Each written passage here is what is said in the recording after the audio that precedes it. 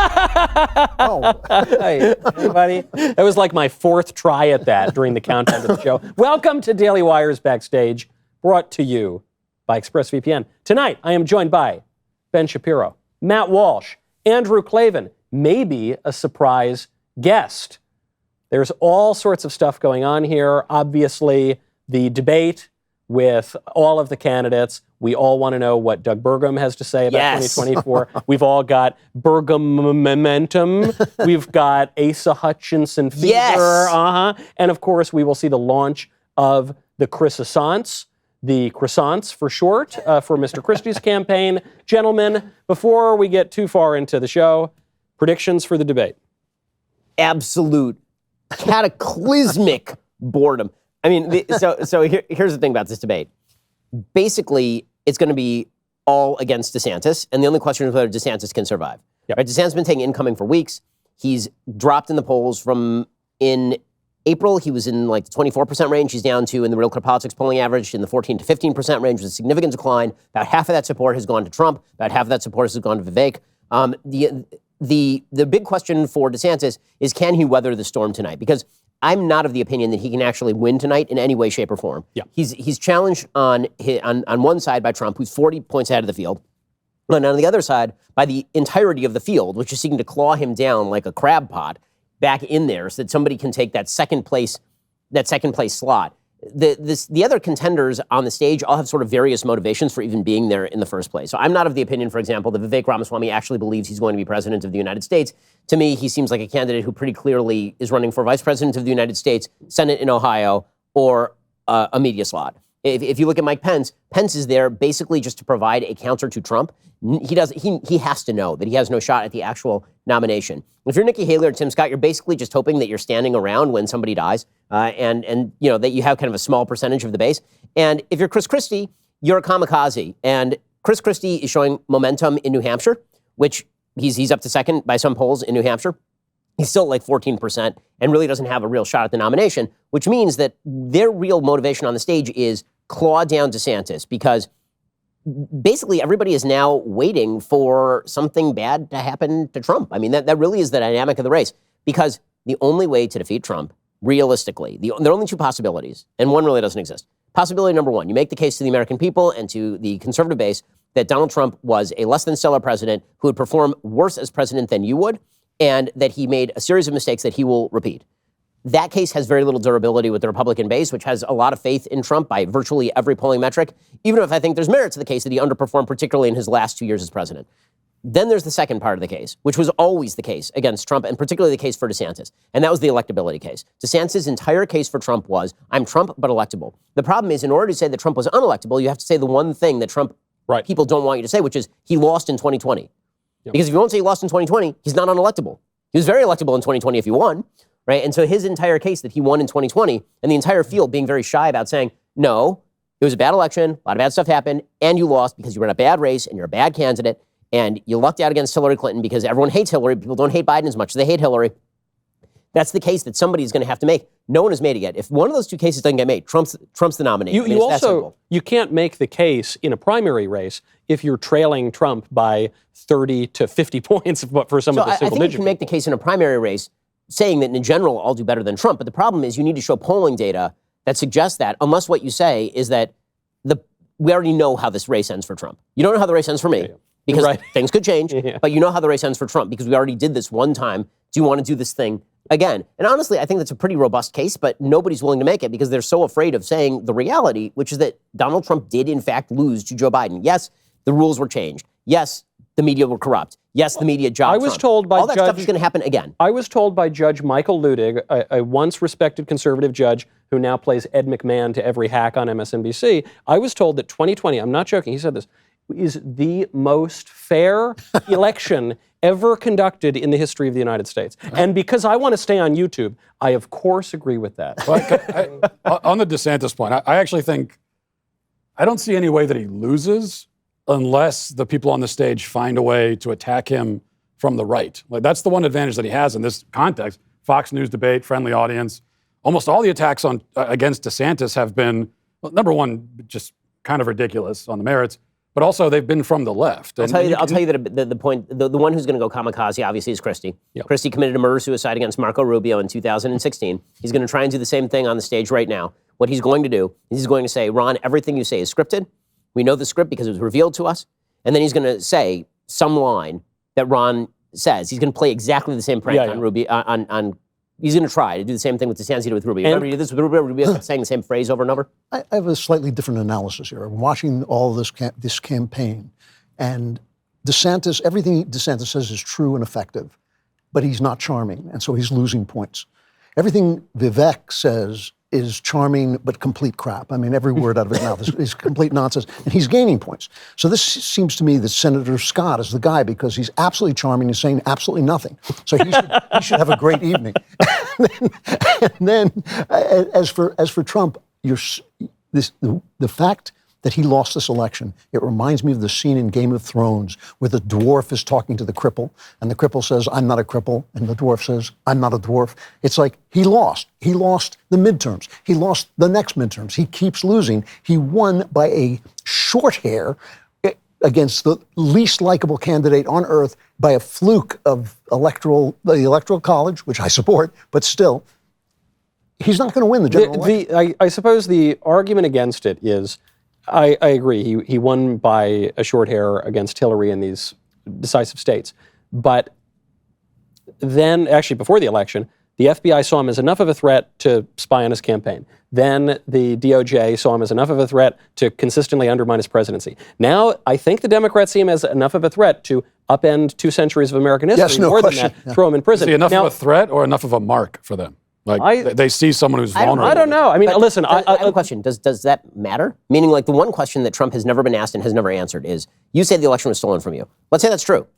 What is your plan to unsteal in 2024? Right. To avoid the lockdowns that permitted the policies to change the vote. Now, before I explain to you my brilliant theories about everything in the world, we have got to get to brains before beauty here. We have our friend Candace Owens is actually in the field in Milwaukee right now at the GOP debate, perhaps announcing a run for president. I think she's polling higher than Doug She would Burgum. poll higher than everybody. Candace, what is going on in Milwaukee? Hey! Well, I'll tell you one thing. It's really hot, so if I look like I'm sweating, it's because it is unbelievable weather out here. But people are very excited. I'm listening to all of your predictions. Tend to agree with Clavin tonight. I think that I would not be sitting comfortably if I was walking in as DeSantis, obviously, having lost effectively 10 points since June, at least according to the Emerson College poll, which recently came up. I think the person that everyone wants to watch tonight is Vivek, because he kind of snuck up from behind. This seemed to be a dog-on-dog fight between Trump and DeSantis. Everyone was paying attention to them slinging mud at each other, and no one sort of watched the youngest candidate in the field. And here's the truth. He's hustled harder than the rest of them. He's doing every podcast, big and small. He's running this like a startup. And I think that what Vivek said was accurate on my show when he said that what DeSantis is suffering from, aside from a communication problem, I think there are too many people communicating on behalf of DeSantis, and we don't know what his thoughts are versus his communications team's thoughts are. But aside from that, I think he just had too much of a big start, too much money. You know, he came in like a corporation, not like a startup, and it's hard to know which direction to focus. So the question tonight will be whether or not DeSantis can refocus his campaign, actually listen to some of the criticism and realize that, you got a little bit of a personality problem. We want you to sound a little bit more excited. And by the way, he showed this issue back when he was debating Andrew Gillum, in the gubernatorial election. He struggled to get over the finish line. Obviously, we don't have Trump here tonight, so people are going to be paying attention to the next 2 candidates, which are Vivek and DeSantis. Ben, you might be right. We might see Vivek go for DeSantis. We might see them both try to stay clean. Vivek has thus far kept his hands pretty clean, so it'll be interesting to see if he shifts his strategy. Overall, I think Vivek will thrive in this environment only because he's a true academic, and I just imagine that he was probably in the debate club back when he was in Yale, but who knows? Do you, in fact, I can vouch for some of that. Do you know, though, Candace, if any of this will change the polls? So let's say they all tear each other to shreds and DeSantis murders Vivek, or Vivek murders DeSantis, or they gang up and eat Chris Christie. Does that actually affect the standing in the eyes? That was a softball. Yeah. Do you think that affects the overall polls? I think it will, and I think here's how it's going to affect it. The names that we're not saying tonight. You guys aren't saying Tim Scott. You guys aren't saying Nikki Haley. Well, where are those points going to go when they realize that their candidates are effectively going nowhere? We're not even talking about Pence. I don't think any of you guys, at least since I've had you on, have mentioned Pence. I think eventually their donors and their followers will say, okay, this is obviously not going to work. Where are we going to jump ship? Are they going to jump on the DeSantis ship? Or are they going to jump on the Vivek ship? I would assume if they're with Nikki Haley and Tim Scott, they're probably not going to go on the Trump ship. So I do think that if I'm making a prediction tonight, that Vivek will get a bump in the polls after this. And for DeSantis, it's going to be all based on his performance tonight. I don't know what I would be thinking if I was him. Okay. Anybody else with questions for our lovely friend in Milwaukee? What are you hearing from the Doug Burgum camp? Is he going to bring the magic that we have been promised? And the gift cards that we've been promised. Well, the crowd is wild for Doug Burgum, and that is the truth, the absolute truth.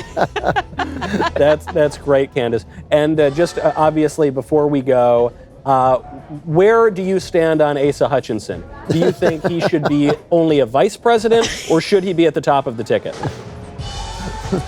I'd like to see him at the top of the ticket, and if that doesn't work out, press secretary for sure.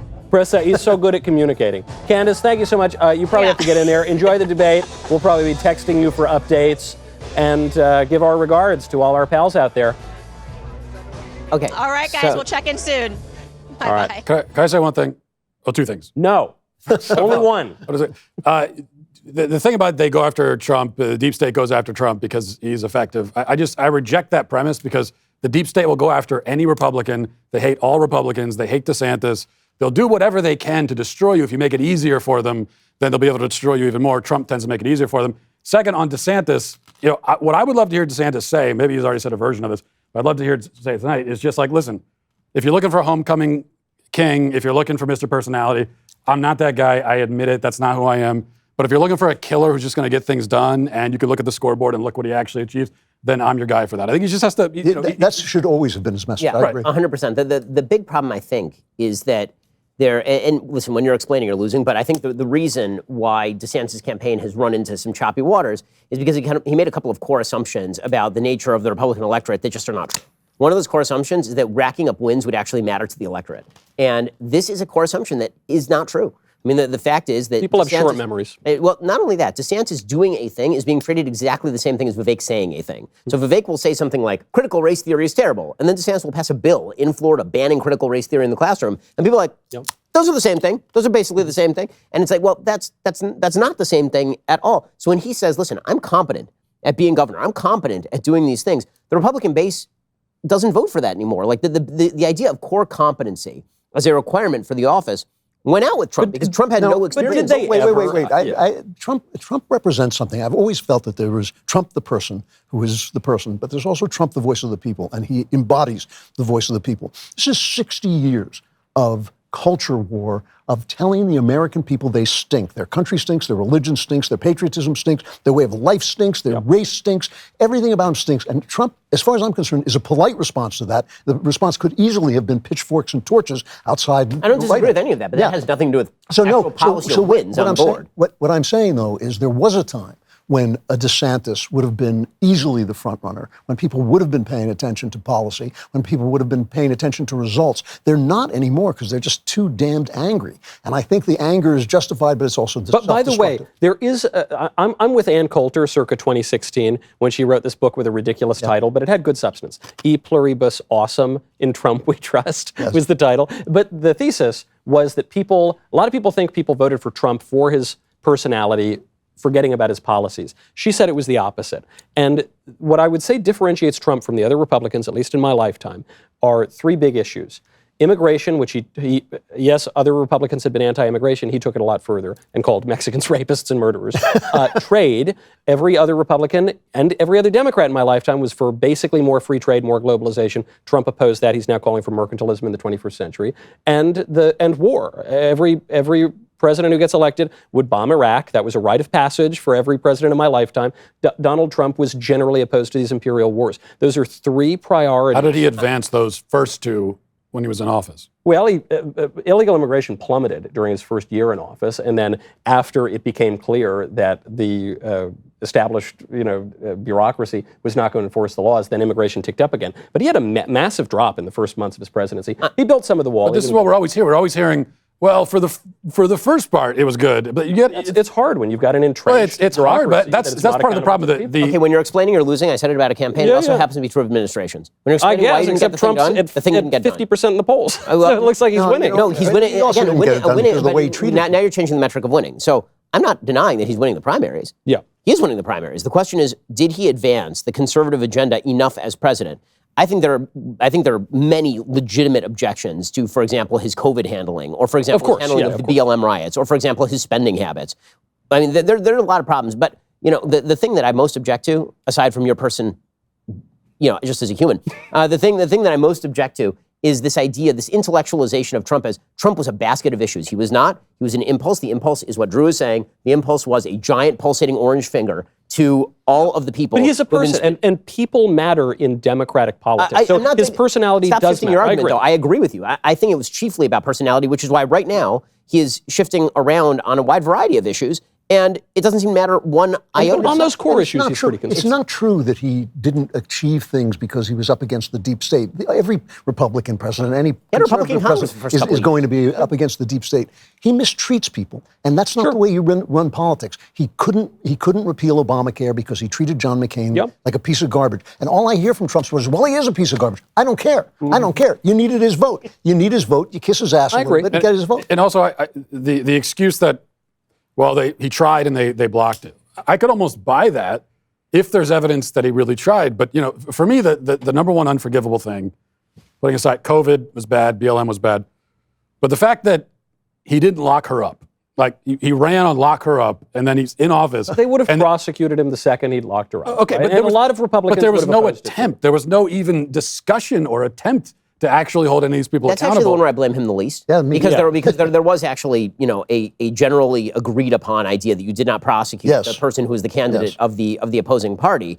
It's just that he was fibbing the entire election when he said he would. Well, I know, but Trump's supposed to be the guy that does that. So that's what sets him apart. So the transgressive speech didn't actually match the policy in a lot of ways. Yeah. And, if you're looking for, people to do the thing they promise, I recommend you try ExpressVPN. Whoa. So here is come on. The Daily Wire's most trusted privacy partner, the premier sponsor of this show, is ExpressVPN. You know what big tech and big government have in common? They like silencing dissenting voices. Let's say you're a proud gun owner, you want to talk about social media, you want to talk about right to bear arms on social media. Well, chances are your post is going to be flagged by a content moderator. You might end up on some kind of governmental watch list. Well, to fight back against having your voice censored by both big tech and big government, I recommend ExpressVPN. See, the problem with big tech, not only do they attempt to censor you, they also track what you do online.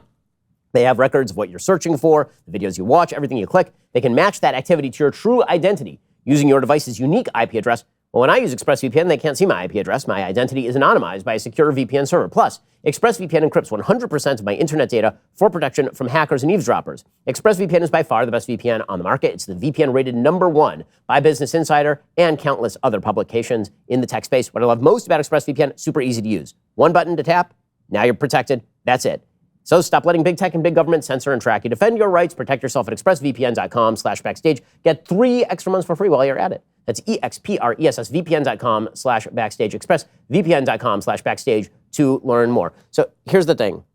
I will acknowledge that the arguments that we are currently making about his shortcomings on policy have no truck with the base. Right. They don't. Okay, and this is the big problem for a lot of the other candidates. DeSantis is like, look at my record, look at Trump's record. My record as governor of Florida is better than Trump's record as president of the United States, which, by the way, is fairly inarguable. If you just look at what... Look, I love DeSantis, so I'm not knocking him, but it's easier to run a state than the United States. That's a fair argument, but in terms of what DeSantis has done to reshape the state of Florida in a conservative image, there is no question he's had significantly more progress. And whether you're talking about shifting a 0.5 percentage point state to a 20 percentage point state, a lot of that was almost migration. a million... But why was that in-migration happening? I can tell you because my family moved there. I'm personally responsible for almost 20 people in my immediate family and surroundings moving to the state of Florida, and that is because of the governance of people like DeSantis. So, but again, I will fully acknowledge that it doesn't matter almost at all in this primary, and this is the thing that DeSantis is finding out, which means that the only thing that he could pitch, I think what he thought is, I'm going to pitch strong governance, plus I can talk like Trump. I can be confrontational, I can be spicy, I can say a lot of the same things, But I don't also have the kind of crazy attributes of saying every weird thing that comes into my head and all of this. Mika's face and all that. Exactly. And that didn't work because you can't out-Trump Trump. And the former part of it, which is the solidity of governance, clearly is not of top priority to the conservative movement, which is really interested right now continually. And I understand the emotional appeal of throwing the giant orange middle finger. There's no substitute for the giant orange middle finger. It is fun to, listen, I've done it myself. It is fun to go up to left-wing celebrities, I've done this, and explain to them that I personally will vote for Trump before I vote for the Democrat if Trump is the nominee. Right. They lose their minds. It's fun to do. I totally get it. It is fun. Okay, and by polling data, this is one of the big gaps between Trump and DeSantis. Trump is fun, DeSantis is not. Totally get it. You know what's not really supposed to be fun? Governing and winning. Okay, governing and winning is supposed to be victory. You know what? You know what's not supposed to be fun? Politics is not supposed to be about the entertainment value of politics. It's not. You know, we live in a democracy, right? Do you know that democracy has been about bread and circuses and about at least appealing to people on a basic level, going back to Pericles. You know, wait. All of them lamented this. Bread and circuses comes from my old friend Juvenal, who was saying you gave up your democracy for bread and circuses. That is the problem. So it's like that is the stage we're at now. People are willing to give this stuff up for fun. But I think we should add here for just a minute, because I'm not completely, I mean, it's most likely Trump's going to be the nominee, but I'm not completely sold on it. The DeSantis campaign was objectively crappy from the very start, and it's gotten better, and it's getting better. But he started out going, basically, I'm little Trump. I'm, Trump 2.0. I'm the nice Trump. All the stuff he said, even his slogan, which I can't even remember anymore, was MAGA 2 or whatever. It's a bad campaign. And I think the people he fired, they look at that and they say that's chaos, but it's also an improvement. His staff knew nothing about social media. They didn't let him say the things he was going to say. If they let him go, he's won elections before. He's possible. The other thing that DeSantis really needs to do, and they know it and they have to do it, he became famous not just because his policies were good. Every politician makes this mistake. They think they became popular because their policies are good. It's not true. He became famous because the entire media made him the enemy. And he beat him up. And he punched them in the face. Yeah. And he has avoided all confrontational media for the entirety of this campaign so far. You cannot do that. The reason that Vivek is doing well is because he goes into confrontational media spaces and he's confrontational. Now, I think he's fibbing. Right? I think that he'll say things to The Atlantic, and then 5 seconds later, he'll pretend he didn't say that thing to The Atlantic, and then he'll crap all over Caitlin Collins for asking him about it. But DeSantis has to go into unfriendly spaces, and he has to punch people. I think he assumed that he had stocked up enough goodwill with the base that he could avoid that, and he's wrong. It's not true. Speaking of going into unfriendly spaces, do I have to, this is a message to the producers, this is not to the audience, this is not even to you gentlemen, do I have to talk about this stupid nonsense about the aliens coming into our spaces? Do I? Well, this is because Trump didn't. They're telling me yes in my ear too. Are they? Yeah, I don't know. It's silent in my. Do we have? Did you? I heard you made a documentary, Matt. Is that true? Yes, we did. We're going to play the entire thing. Apparently, it's about 45 minutes long. I don't think. Well, look, I don't think a lot of setup is necessary. Obviously, Ben and I have had our disagreements over the alien issue, and it made me think, and I've spent the last several weeks doing a deep dive, investigating. What I was really trying to figure out is his arguments are so terrible, and I've embarrassed him so much in this debate over aliens, and yet he persists. And so it made me think, what is really going on here? And I put together a report. And take it away. Please, take it away. Please. UFOs exist. The U.S. government found quite a number of them, and they are indeed of non-human origin. I'm just going to go no.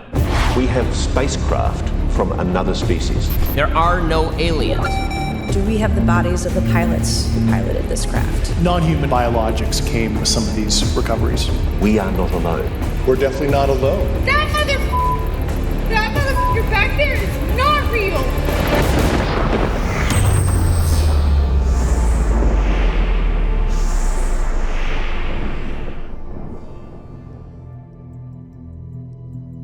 Facts don't care about your feelings.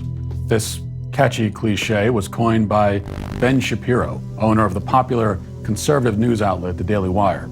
Mr. Shapiro recently targeted me in a public smear campaign after I provided a mountain of evidence proving the existence of aliens. For some reason, he refused to acknowledge the fact that we are simply not alone.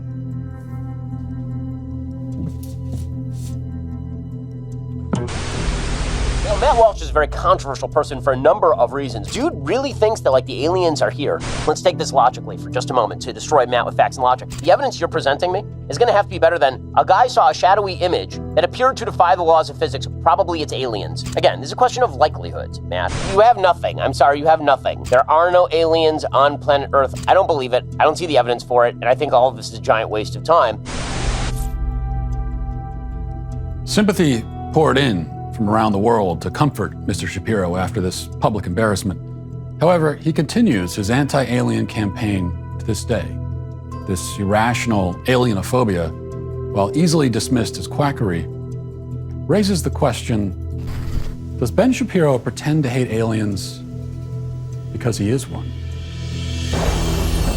To protect the integrity of this investigation, all of the evidence here about to be presented was collected by our trained investigators. Using the most advanced strategies, equipment, and techniques, we'll finally learn if the one who smelt it dealt it.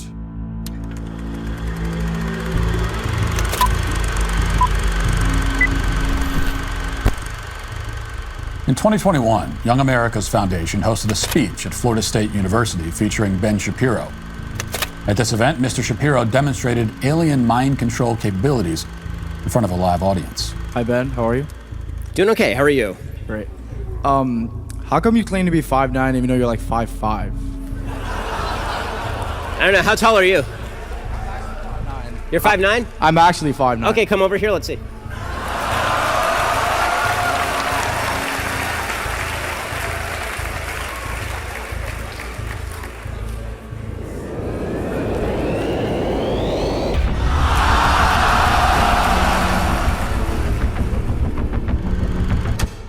Spatial perception is affected by distance, so considering the student in the video was close enough to see Mr. Shapiro, it's reasonable to assume he was close enough to accurately judge his height. Yet the young man's calculations were off by 4 inches. Take another look.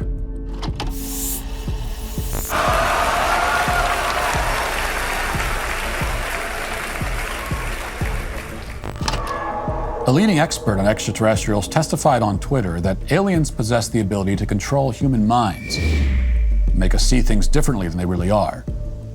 Did Ben Shapiro alter his perception in order to publicly own him? Does this explain all of the college students Shapiro has destroyed?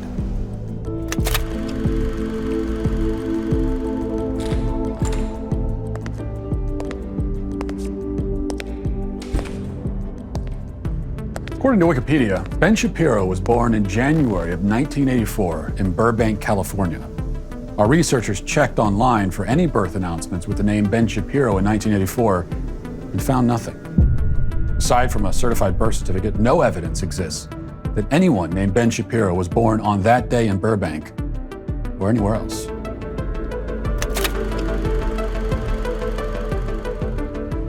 Renowned physicist Stephen Hawking made a startling confession at some point before his death that, unlike his contemporaries who speculated aliens are friendly explorers, he believed aliens might actually hate humans.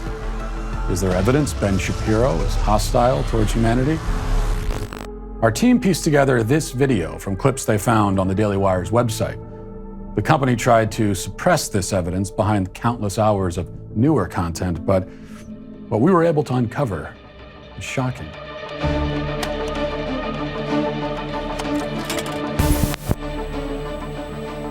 Why do I hate Michael Knowles? Because the gods have smiled upon Michael Knowles for no reason I can discern.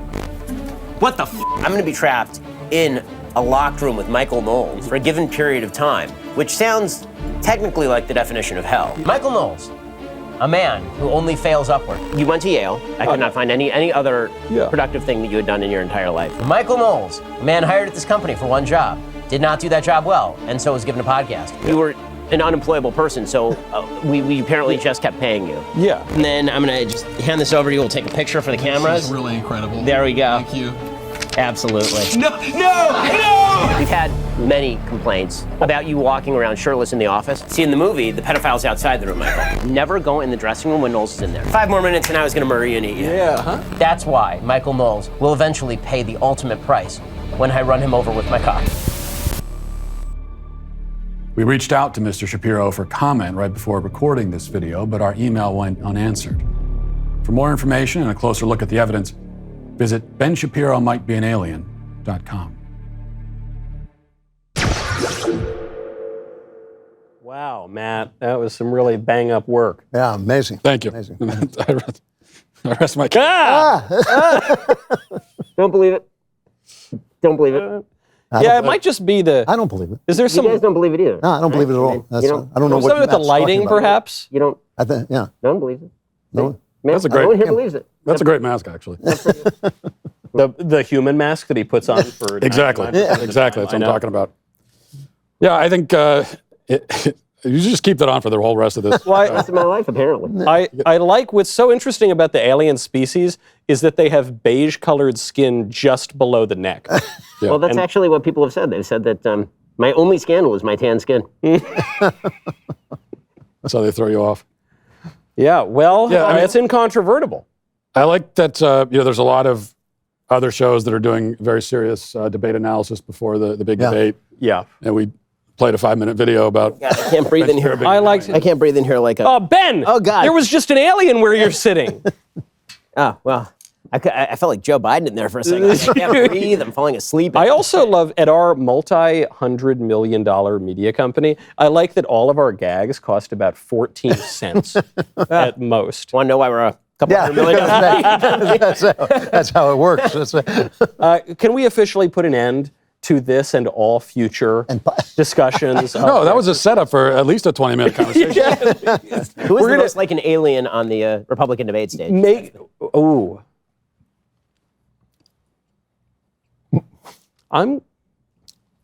This is a good question, right? You're thinking about it. This is a credit to him. Actually, it's not an insult, but the answer is Mike Pence, because he's just so solid. This guy, he doesn't sweat, he doesn't blink, he doesn't move. He's unflappable. And only he doesn't know that he sacrificed his career when he saved the republic by not overturning the election. He's the only person in America. He's a friendly alien. Yeah. He's a friendly one. I do want to get to at least one topic that actually matters tonight. But before we get to that, I want to plug Candace's Thank heavens. show. I was feeling inadequate. Okay, before we do that, I want to get to, Candace. You saw her earlier today on the show. Well, I want to take a moment to remind you that in case you weren't aware, we are mere weeks away from the premiere of her new 10-part docuseries, Convicting a Murderer.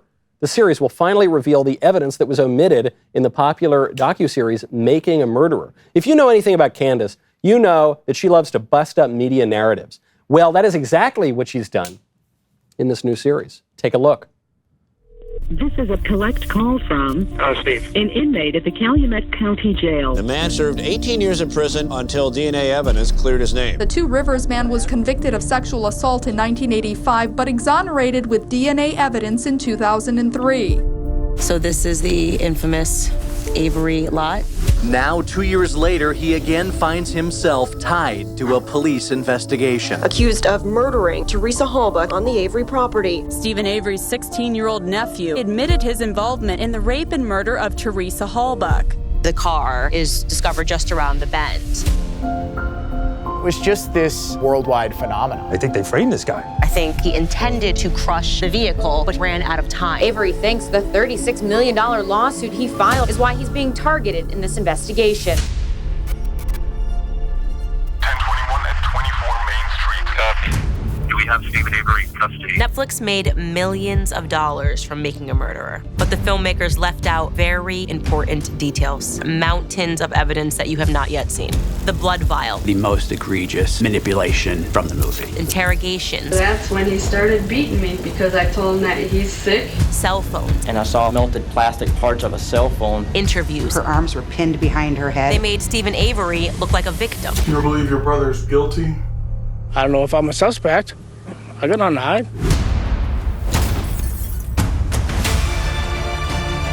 I'm getting sick and tired of media deception.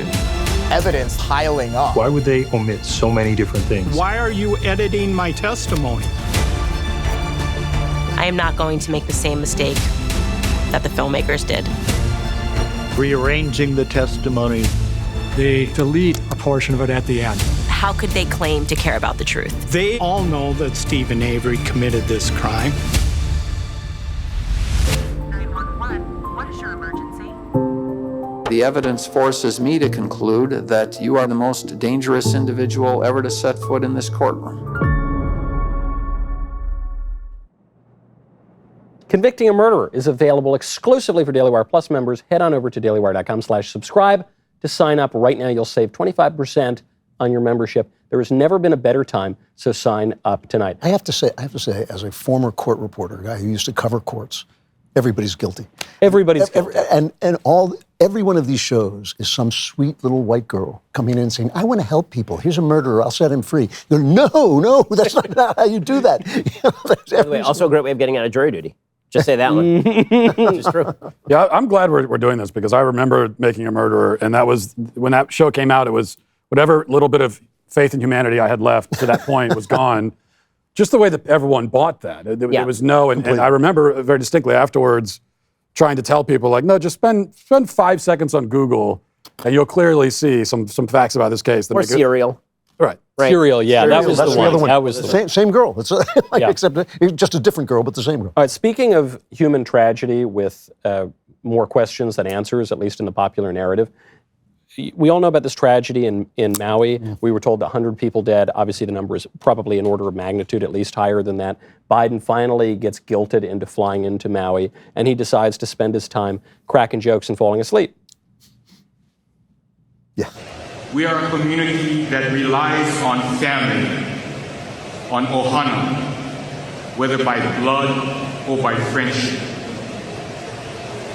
I don't want to compare difficulties, but we have a little sense, Jill and I, what it's like to lose a home. Years ago, now 15 years ago, I was in Washington doing Meet the Press. It was a sunny Sunday. And lightning struck at home on a little lake that's outside of our home, not a lake, a big pond, and hit a wire and came up underneath our home into the heating ducts, the air conditioning duct. To make a long story short, I almost lost my wife, my '67 Corvette, and my cat. But all kidding aside, I watched the firefighters, the way they responded. You know, there's an old expression. I grew up right across the street from a fire hall in Claymont, Delaware. You guys catch the boots out here? That's some hot ground, man. Pretty hot ground, man. 1,000 people dead or more, many of them children. This guy makes it about a kitchen fire he had, almost losing his car, and how funny it is that his shoes are a little bit hot. What's amazing, too, is the press coverage of this has been virtually non-existent. Yeah. Especially when you look back. I mean, it's ridiculous at this point to care, but the coverage of George W. Bush during Katrina, where basically they made it sound as if he had blown really hard and that caused the hurricane and destroyed New Orleans, which was destroyed by 100 years of Democrat malfeasance in that city, which didn't support the dams that were destroyed. Yeah, the levees that were destroyed. You know, this is an actual disgrace. This is an actual American tragedy, the worst fire in 100 years, the worst, most fatal fire in 100 years. 3,000 people died on 9/11. This guy shows up and talks about a kitchen fire that he had, falls asleep. You know, I mean, it's... And the media spinning for him is just... And the media, not just spinning, they're not even covering how did this happen? Why were the roads blocked? Where did the fire start? Why wasn't it stopped? All of those things are not being covered anywhere except by Brett Baer. But also just say climate change. Right? It's climate change. Climate change is always the excuse for complete human failure. And remember, no fires. The big thing with Bush was that he flew overhead Katrina and looked, rather than rappelling down into a flood zone, he flew overhead. And that was we were told by the media, they still say it's the defining image of his presidency, image that will live in infamy. It was total disgrace. That was 2 days after the hurricane hit. 2 days later, he's on the scene, not there physically because it's literally a flood. It took Joe Biden 2 weeks to show up. And also, by the way, that... After a couple of vacations, right? Right. He was on vacation. We can't remember. We can't forget also the no comment when he was first asked about the victims of the fire. He said no comment. But also that clip there of him sleeping, it's actually true. NBC News did run cover for him, and they ran a video, high resolution, to show, well, you can see the whites in his eyes. He actually wasn't sleeping. And that's true. He actually was not sleeping. But that's more concerning. The fact that you can't tell if he's awake or asleep. But he's got his eyes open, but he's dead in the, his eyes are open, but he's just sitting there as if you can see the breath. I mean, like he's breathing so deeply in that particular clip. I mean, that's like REM breathing. But in any case, it doesn't even matter. I mean, the bottom line is that the great lie that the media have been telling about Joe Biden for literally his entire career is that this is the captain of empathy. He is such an empathetic human being. This is pitched in 2020 as well. He's just so filled with empathy for others and caring for others. And sure, he has no actual vision. This is the rip on him that Richard Ben Kramer writes about and what it takes, that he has no actual vision. He has no actual policies. He doesn't actually care about things, but he has the connect, right? He just connects with people, and he's so empathetic and he's so caring. It all goes back to the pain that he experienced when his wife and his daughter were killed in that car crash. And then it goes back to Bo's death and all the rest of this. Here's the thing. You can get away with that for decades when you're young, vigorous, and you can lie with alacrity. As you get older and that stuff falls away, all you look like is a callous narcissist who's constantly citing himself in order to talk about himself rather than about others. So in the Jewish community, I talked about this on my show. In the Jewish community, when somebody dies, you hold what's called a shiva. A shiva is 7 days in which basically you shut down. You live in your house. You do not leave your house. The entire community comes to you. They bring you food. You're supposed to pray 3 times a day, so they bring an entire minyan with them. So they bring a Torah to your house, the whole thing. And they come and they just listen to you talk about your family and ask you questions about the person who died. Number one rule of visiting a shiva house or any house of mourning, do not talk about yourself. Don't do it. It's like the number one rule. If somebody has died and you walk into a house of mourning and you immediately start with, well, my dad also died, or, I also had a similar experience. This makes you a garbage human. You are not supposed to do that. And every time Joe Biden runs into somebody who's experienced some sort of horrible tragedy, sometimes tragedy that's his fault, as in the case of Afghanistan, he immediately starts telling tales about how, well, I know exactly what that's like because I've gone through exactly the same thing that you have because Bo came home in a flag-draped coffin, which is a lie, he didn't. And he tells these kinds of stories all the damn time because he is a pathological narcissist who cares only about himself, and then projecting that narcissism into faux empathy that the media eat up and pretend like it actually. How would you like it if somebody came to, your family got burned to a crisp? How would you like it if somebody arrived and they're like, well, there was that one time where I had a bad kitchen fire? Yeah, I almost lost my car.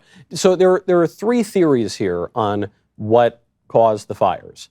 The liberal establishment theory is that it was the sun monster, it was climate change because we didn't placate Mother Gaia, she burned Maui to a crisp. The second theory is that this was malfeasance by the energy company, that they diverted all their money into green energy policies to no avail, apparently. And 4 years ago, they were acknowledging the risk of wildfires. They didn't do anything to stop it. So it was government incompetence.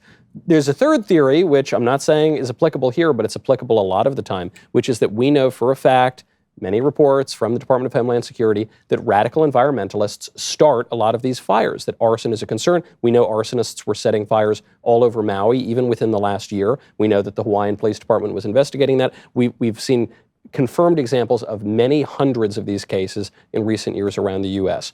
What caused the fires?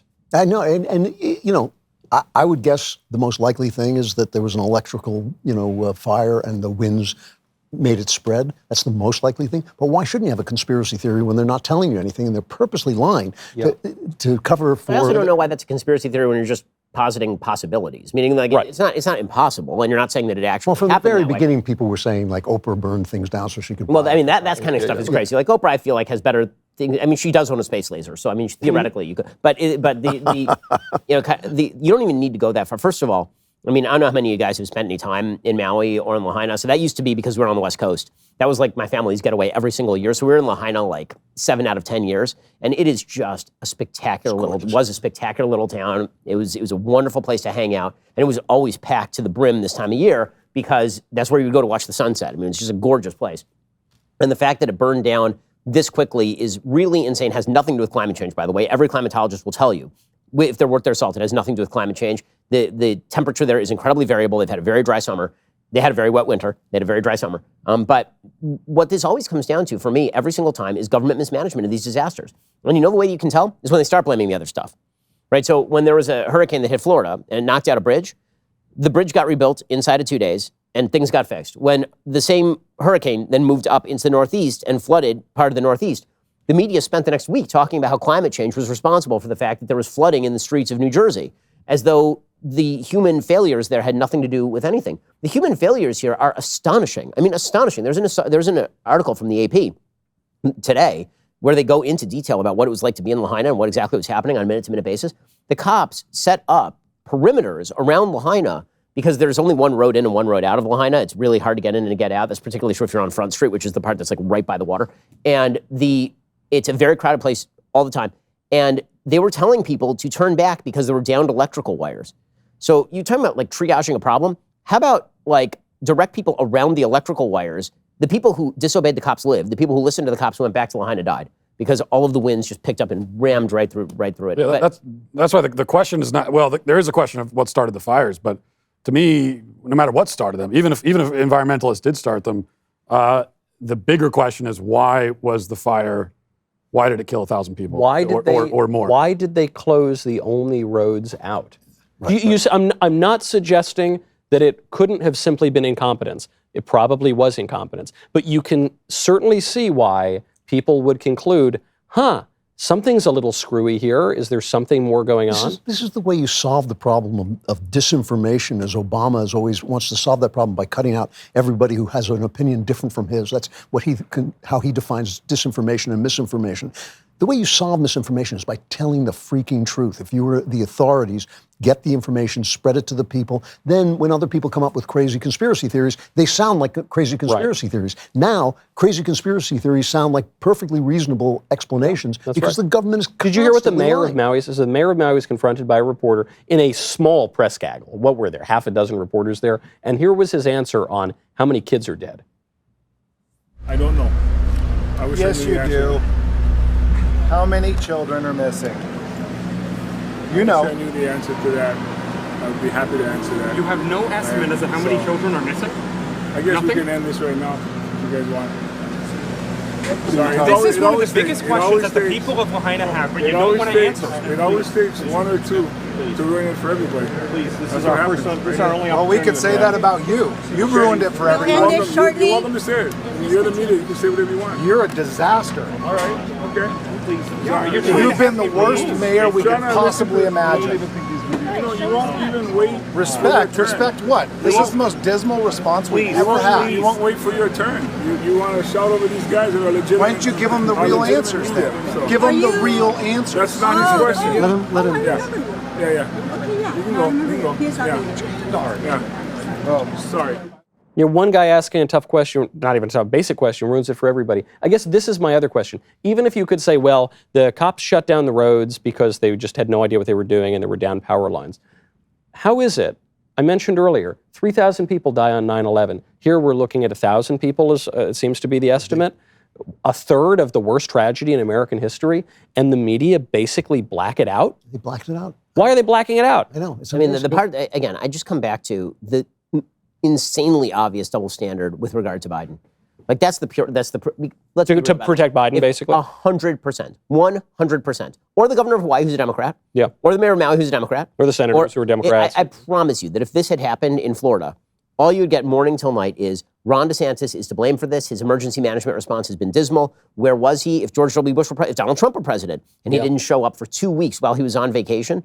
I promise you, every single waking media moment. And then if you went there and started telling fibs about how I had a kitchen fire, like it's just, it's the most egregious possible thing. And you know, this is the one area where I think if you're going to say that Republicans have sort of a prayer of a hope, it is that the Democrats have created such an immense bubble around Joe Biden that he believes he can get away with legitimately anything. Yep. And there may come maybe he can, or maybe there will come a point where he can't.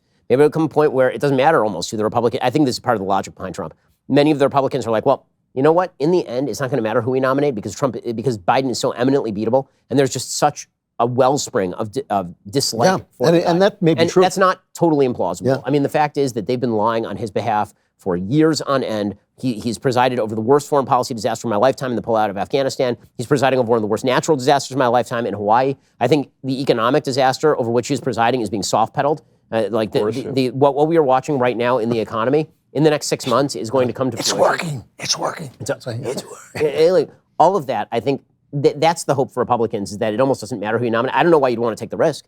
It seems to me the thing you'd want to do is nominate the person who has the best shot of beating Joe Biden. But I certainly understand the feeling, which is the dual appeal of maybe he's so weak anybody can beat him, and also screw you guys.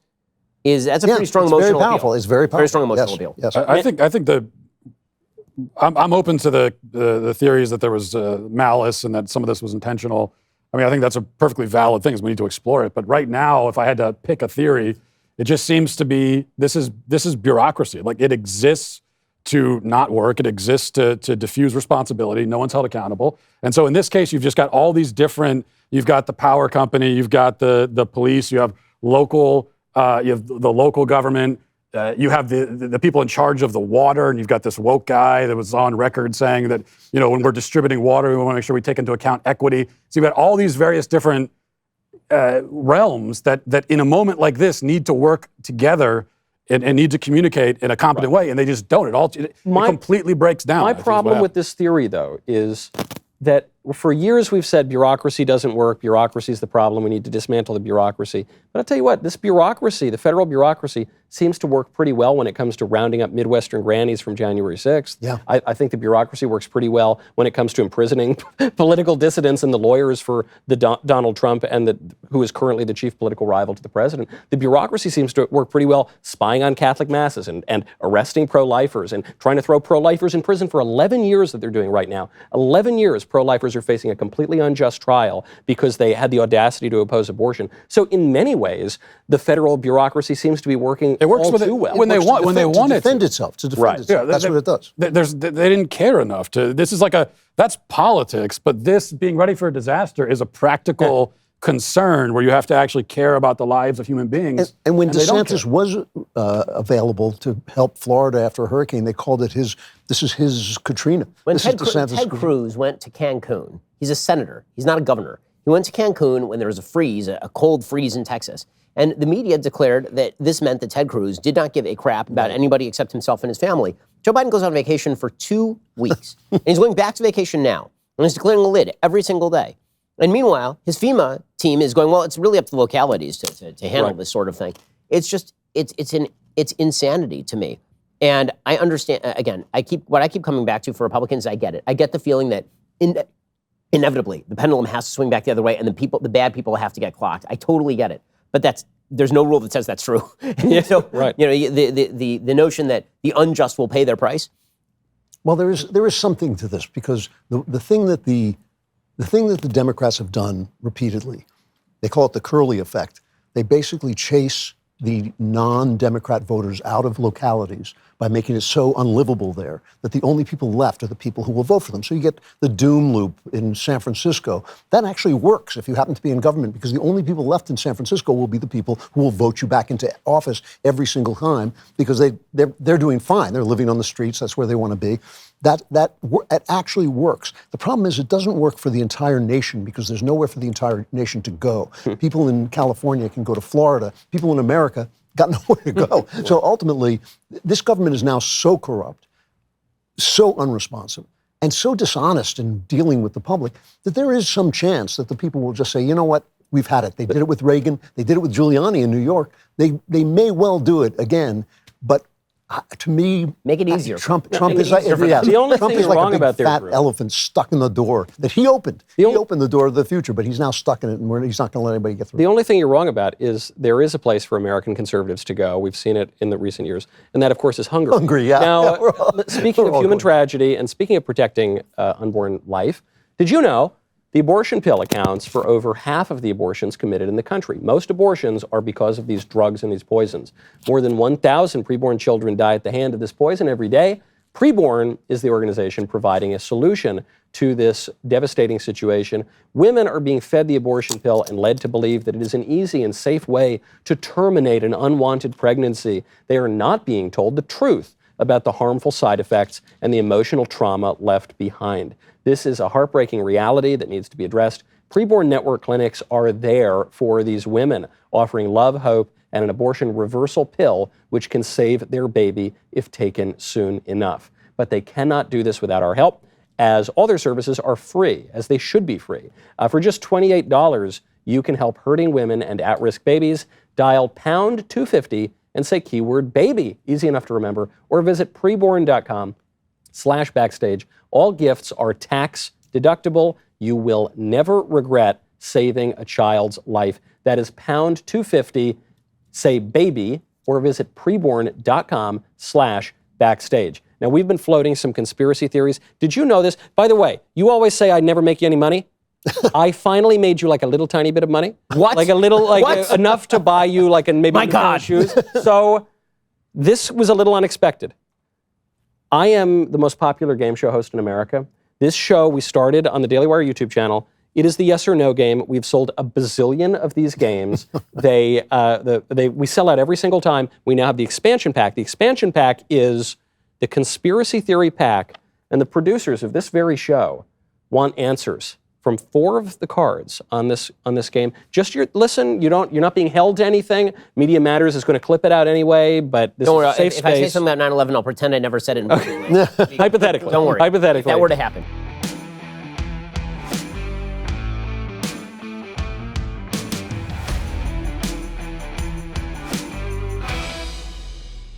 Next one on here, dinosaurs as we know them are fake. What do you mean, as we know them? I don't know. Interpret it as you like.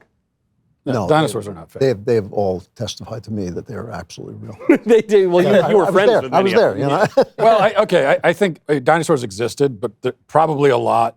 The popular conception we have of them is like there's a lot of probably baseless conjecture. Well, now they change it. Now they say they look like chickens. Right, they say they have feathers, some of them. Yeah.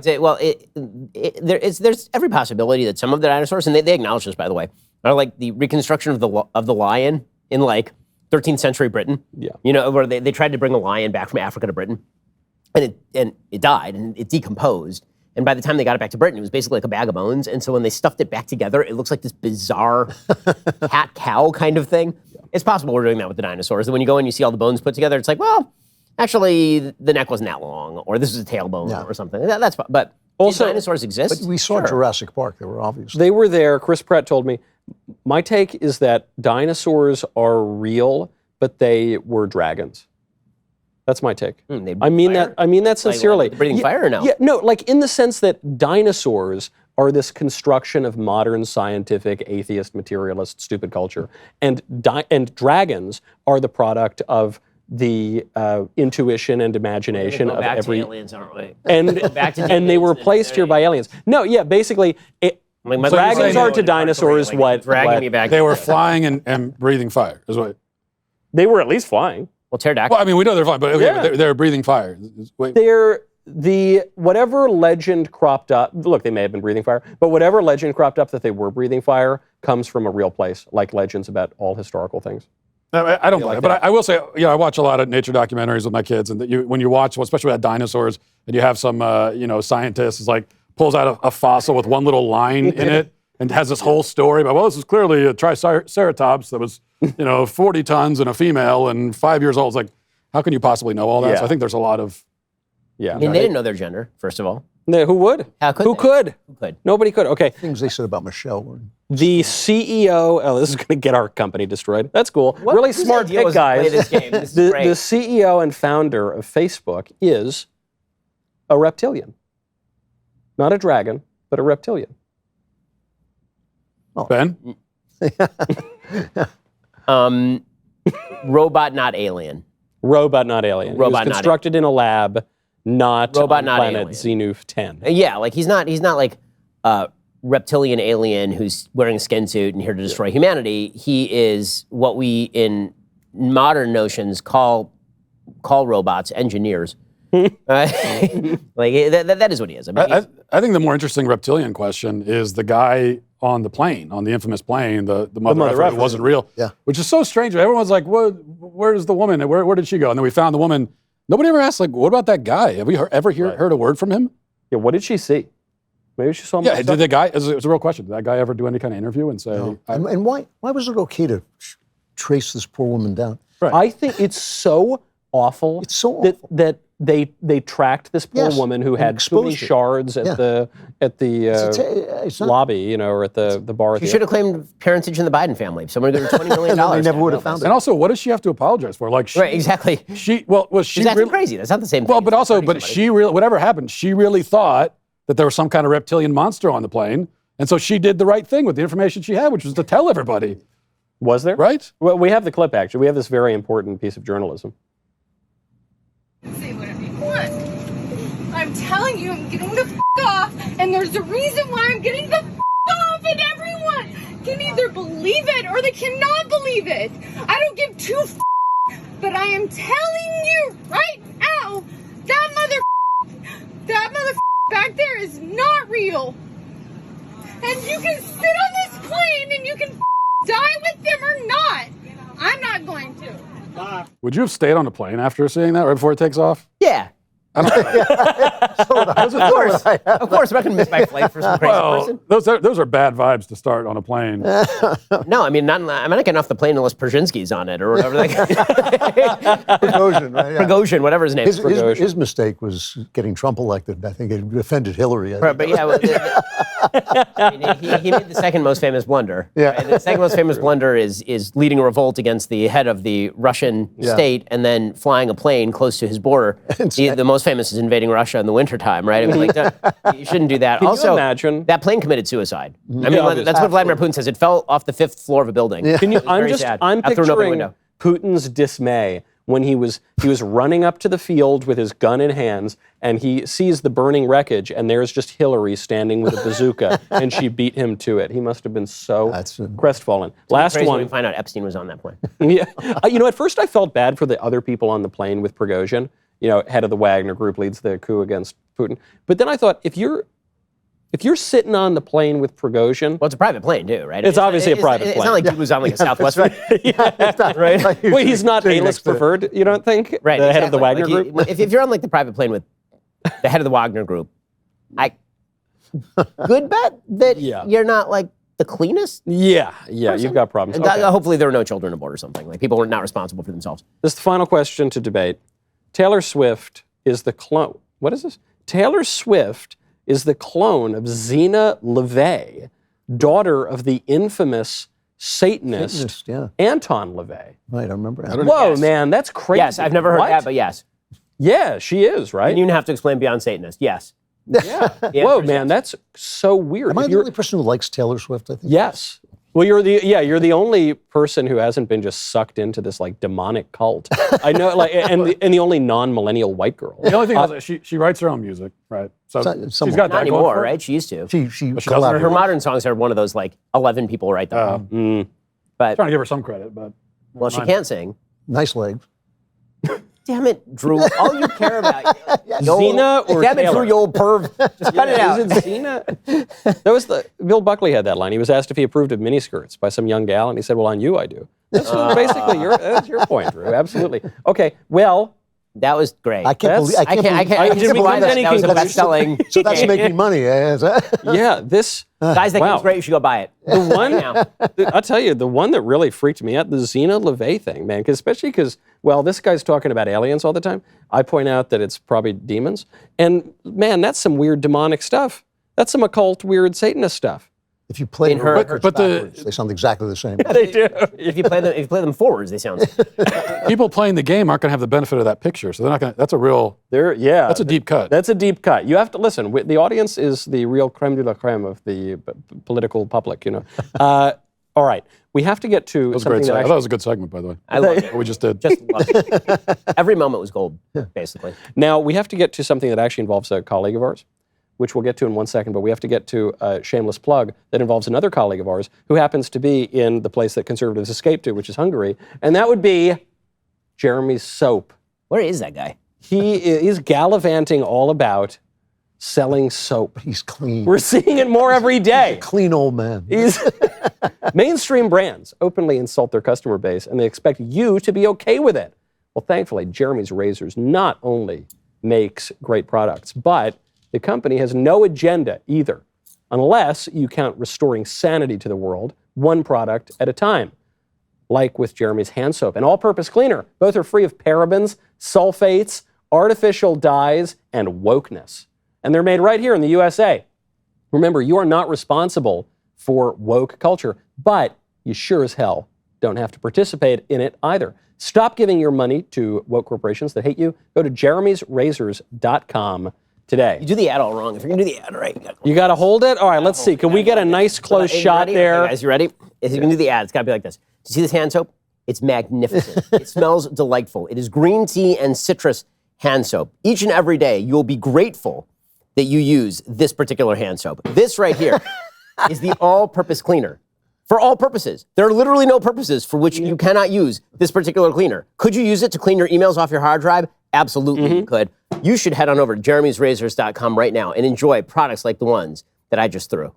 Take my money and give me those beautiful products. We have an all-purpose cleaner. That's pretty cool. What is a paraben? I have no idea. I've been talking about it for weeks on the show. No clue what a paraben it's like is. seed oils.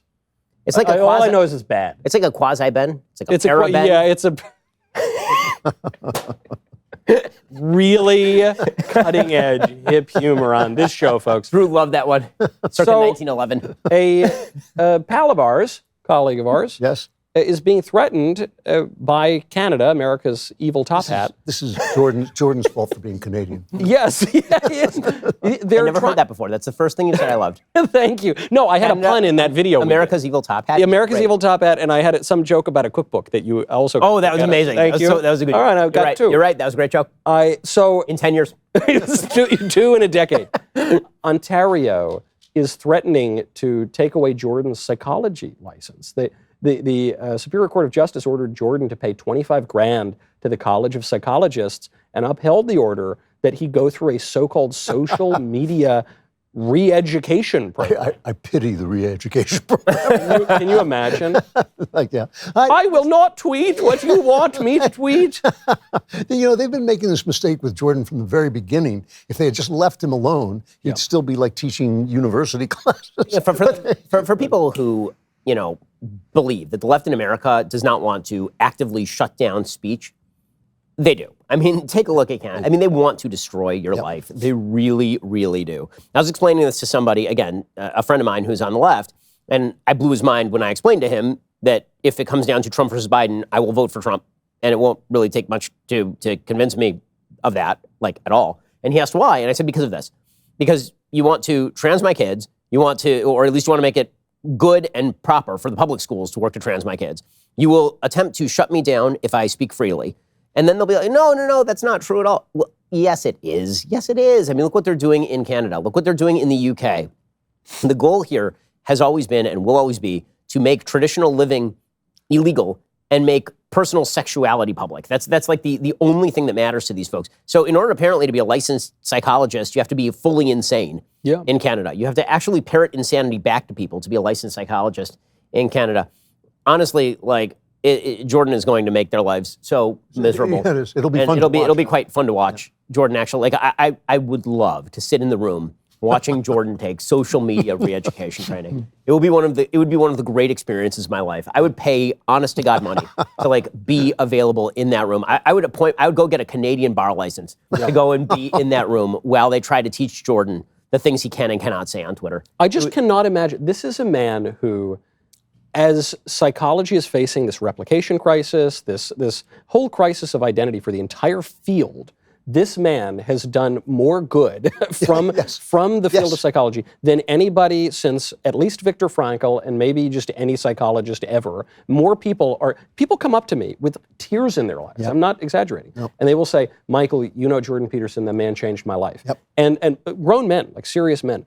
And I think that's the guy that Castro's son goes after? That's why. That's why. Because he's changed their life for the better, and he's made them feel better about being men, and he's made them understand what it means to be a man, and he speaks. The funny thing about Jordan, too, is because he can have a harsh, affect on Twitter where he gets so angry at these people because they pick on people who are smaller than them. He hates bullies. But he's the most gracious, kindly person that you could possibly meet. And he genuinely cares about the people who are being stomped on, and that's why they're stomping on him. Why wouldn't they? Why wouldn't they? By the way, you found the conspiracy theory I do believe in. There's no question that Justin Trudeau is Castro's son. There's no question about agree. this. Zero doubt. I have started to keep an open mind on this because by some angles, he sort of vaguely kind of looks like Pierre. No. I'm sorry that you're experiencing astigmatism. Yeah.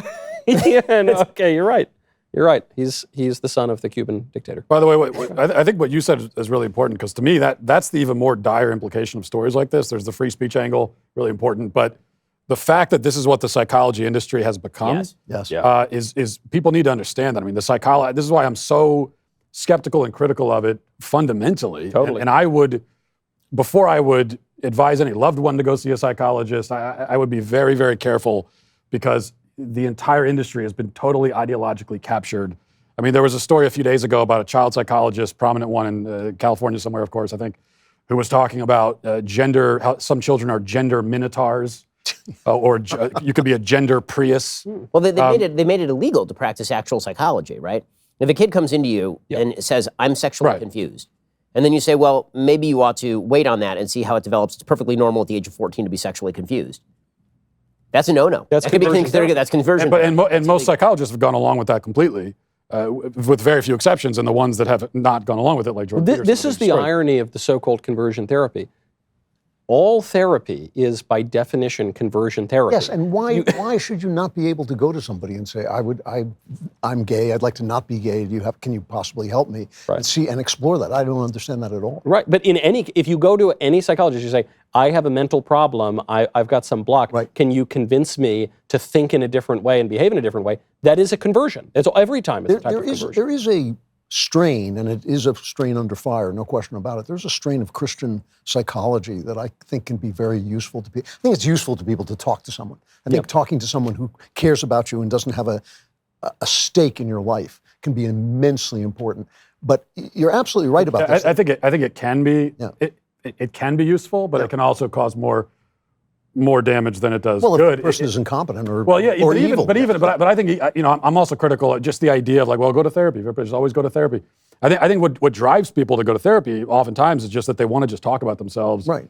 And they have a lot of fun talking about themselves, and they want to kind of wallow in their own misery, and they want to tell their own story, and all the suffering they've gone through. And that's all they actually want to do. That's why there's no, as far as I'm aware, no data supporting the idea that simple talk therapy is worthwhile. It has to be combined with cognitive behavioral therapy, right? Which is an actual intervention by the psychologist saying your train of thoughts, for example, you're anxious, and your anxiety is being caused by this train of thoughts. We need to intervene and say, is this train of thoughts logical? Is this correct? Are you actively realizing what you're doing? That's CBT, right? So CBT, actually, there's very good data but that's an interventionist approach to psychology. I don't know when the confirmatory approach to psychology came about, but even Freud rejected that. I mean, what's amazing is that when Freud talks about, for example, polymorphous perversity, right? This idea that there's this human sex drive and that we're truly driven by the sex drive, he then suggests that that's bad, and that the way that you actually end up being a productive human being is you sublimate that in favor of. He does say this. I mean, you sublimate that.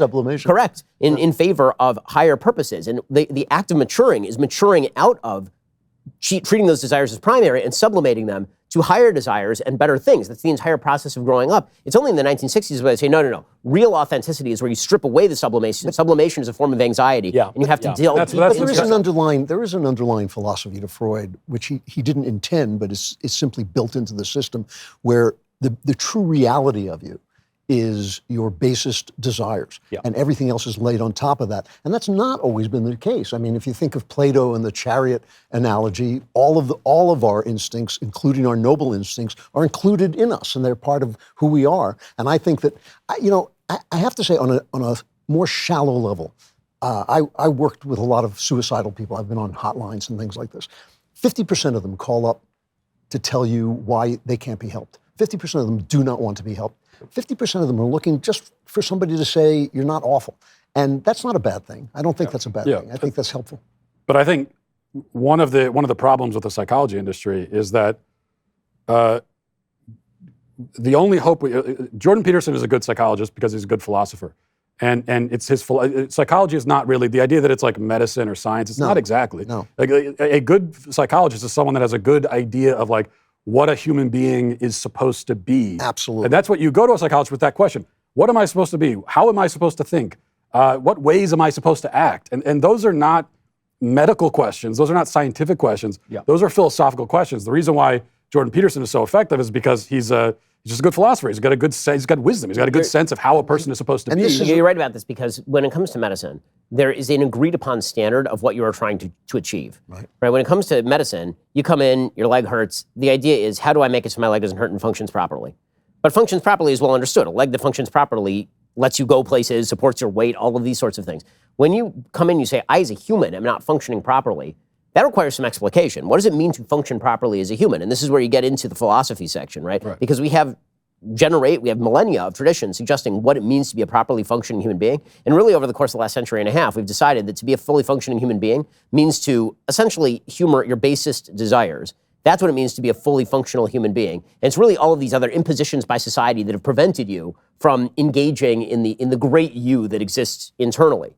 And that's where psychology has gone utterly wrong. That's right. And that is not what the history of philosophy tells us. The history of philosophy has always said that there is an aspect of the human being that knows right from wrong, that can reason to right from wrong, and that can impose restrictions on its basic instincts. And that's built into the human person. Right. Well, psychology never, modern psychology never asks, in order to accomplish what?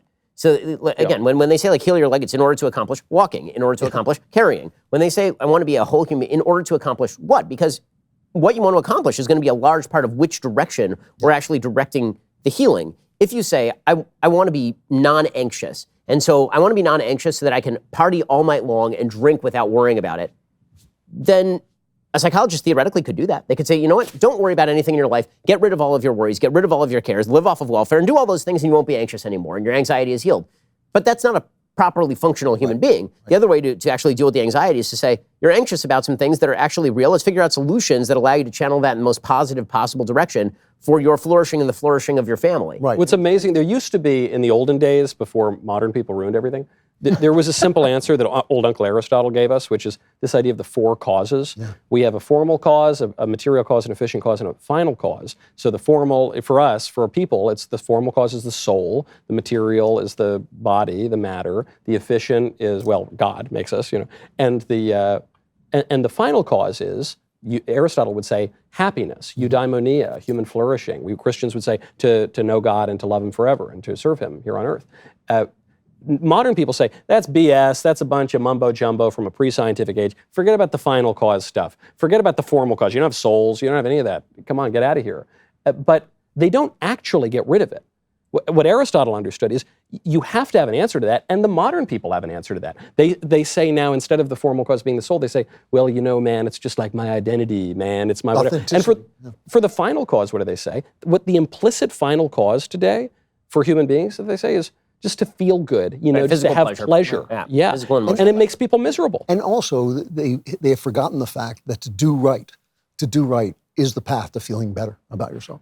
This. Well, ironically, as we've gotten rid of death, as if there were no moral standards. Well, but in order to understand that, because we become such a healthy, physically people, and we live so long, ironically, our time horizon has disappeared. And so the idea always with eudaimonia or simcha in Hebrew, or any of these words that we're talking about, the idea was over a long period of time, right? The way that you establish whether you are happy is you look back at your life and you look at all the things that you built in the process of building those, and even the things that you're most miserable about in the moment, maybe the things that make you happiest. There have been a bunch of studies. Roy Baumeister does a lot of really good work on this, and he found that there is a wide differential between what people experience as joy and what people experience as meaning. They're not the same thing at all, and that becomes most apparent, obviously, when it comes to children. When it comes to children, what you experience as joy and what you experience as meaning are very often incredibly disparate. Yeah. Because raising kids, as Matt knows even better than I do, because he's got 6, but I've got 4, that's a lot of kids. And it's not always, roses and butterflies. There are a lot of times when it is rough. It is very difficult. I mean, last night when you're up in the middle of the night, 3 to 5 in the morning, because your baby has too much snot and you're sucking the snot out of the baby's nose so the baby can breathe. Is that joy? No, but that's meaning. Yeah. And that meaning is what leads to happiness. But that requires a time horizon, because in order for you also just corrected something. I misspoke when I said the efficient cause is God. The efficient cause for our creation is our parents, is our family. That's the other thing that they totally deny, and they deny the truths that you're just explaining. And there's also a distinction between joy and happiness. I mean, happy, you win the lottery, you're happy for a day or whatever, and then you become miserable because you have money that you didn't earn. But joy is something you can experience even in grief, even in crisis. And you're right, it's totally connected to meaning, it's totally connected to fulfilling who you are as a human being. And it's iterations over time. It has to do with iterations over time. As the time horizon goes away. Well, because in the moment you're struggling, you're stressed out and all that stuff. But the joy can be there even in those moments, because you understand that this is what you're here for. I mean, to suck the snot out of your baby's nose when that's why you're here. That is, and that purpose does. I mean, I can say this because I'm now at the end of life. You do look back and say, that was great. I'm so glad that happened. Now, speaking of reasons we're here, there's one topic we have got to get to. We talked about one of the Republican debates tonight, but it's about to kick off in 10 minutes or so. It's about to kick off in half an hour, but we got to get to the member block. The other Republican debate is going to be the debate or friendly conversation, we'll find out what it is, between Trump and Tucker. Well, probably we know. First of all, what do you think? Was it smart for Trump to skip the debate and talk to Tucker, or is it going to hurt him? And two, what are your predictions? So, yes, it's very smart for him to do it. On a moral level, should he go to the debate? Of course. Does that matter one iota? Of course not. So this is the world in which we now live. So is it smart for him to? Yeah. I mean, why would he show up for a debate where everybody's going to attack him and go after him and find angles against him, and he may futz around for even a moment, and that'll hurt him, when he could just go hang out with Tucker in a pre-taped interview for 45 minutes on Twitter or X or whatever we're calling it these days. So yeah, I will say this. For all those people who are looking to nominate Trump because they believe that the debates between Joe Biden and Donald Trump will be rock'em sock'em robots entertainment, I have a bad piece of news for you. There will be no debates between Joe Biden and Donald Trump. It is not going to happen. Joe Biden will not debate Donald Trump, not under any circumstances, no way, no how. All he's going to say is, I don't debate people who are under indictment for attempting to steal an election, and the media will shrug, and most of America will go, and then he'll go back to sleep in the basement. There will be no debate. So are you implying that Trump is going to be the nominee? I mean, he's the odds-on favorite to be the nominee. He's the odds-on favorite, but you'd put your money on it? Of course. I mean, I always put my money on the odds-on favorite. That's why I'm wealthy. I mean, I think, but that's the one. I mean, obviously, I agree with the ultimately the smartest thing is for Trump not to debate. But the one argument that you could make that he should have debated is that Biden will not debate him, and so when Biden says he's not going to debate, now Trump will have no leg to stand on whatsoever and objecting. He'll still object, obviously, and he'll have to depend on people having a memory that doesn't last more than 10 seconds. But that is going to be a problem when Biden pulls out of the debates and Trump says, "Well, you have to come face the voters." And then Biden's camp can say, well, what about you? You didn't debate at all in the primaries. That's a problem. I will say that, I mean, I'm a huge Tucker fan. I do wonder if the counter-programming thing here is the best strategy because he's going to be interviewing with Tucker, and it'll be on Twitter, and you could go anytime and watch it. So it seemed like the smarter move probably would have been for him to go do a town hall on CNN, and then you have that direct comparison, counter-programming, and then he could say, I got better ratings than you in that moment, and that would be... So that's it's also a slap at Fox, obviously, because Tucker and Fox are at odds. So speaking of therapists, I knew a therapist once who used to say the most dangerous words in the English language are "but I love him." You know, it's like what masochistic women do. You say this guy's cheating on you, this guy's drinking too much, this guy doesn't commit to you, but I love him. You know, and I feel that that's the way Trump voters treat Donald Trump. It's obvious that strategically he shouldn't debate. It's obvious that morally he should. And if I'm a voter with any kind of sense of myself and the responsibility of politicians to me, rather than my responsibility to politicians, which is nil. I have no responsibility to politicians. All the responsibility is theirs toward me. You would be looking at him and saying, well, shouldn't you show up and make your case to me? Shouldn't you be talking to me? But it doesn't matter what Trump does. He can blow Georgia. He can lead people to charge into the Capitol building stupidly. He can do all the things that he, in fact, has done. But they love him. Well, but let me ask, because where do you think? I mean, you kind of shrugged at the notion that it was going to be a love fest between Trump and Tucker. Where do you see potential points of conflict? I could see potential points of conflict not in the promises that Trump is making, but in his failures in office. So I could see Trump's failure to finish the wall, perhaps coming up. I could see Trump's maybe the vax stuff. Well, Tucker has made the point that Trump has fundraised millions off the January 6th, indictments and all that, but hasn't spent a dime to defend it. Well, I think, and then it really should be obligatory for Tucker to ask him those questions. I'll be very curious to see if Tucker does it. I think he has to bring up Fauci and the vax stuff.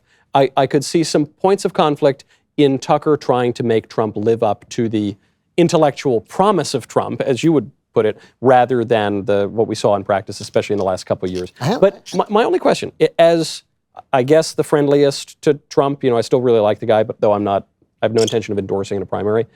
My question is, morally, should he debate? If it were another year, if it were another candidate, if it were another type of primary, I'd say that the candidates have a responsibility to the voters to go and introduce themselves. The thing with Trump is that we all know him. That the fact that this primary is a lot like 1888, the last time we had a former president running for a non-consecutive second term. What on earth could Trump possibly say? What could Trump's rivals possibly say to him that would teach us anything new about Donald Trump? We already know him. Then it's the wrong question, though, because an election is always a choice between specific people. So we should see Trump in comparison to Ron DeSantis. We should see Trump in comparison to Vivek. I also do want to see him asked by somebody the simple question: you say that the election of 2020 was stolen from you. How do you plan to unsteal the 2024 election? I mean, I'd like an answer.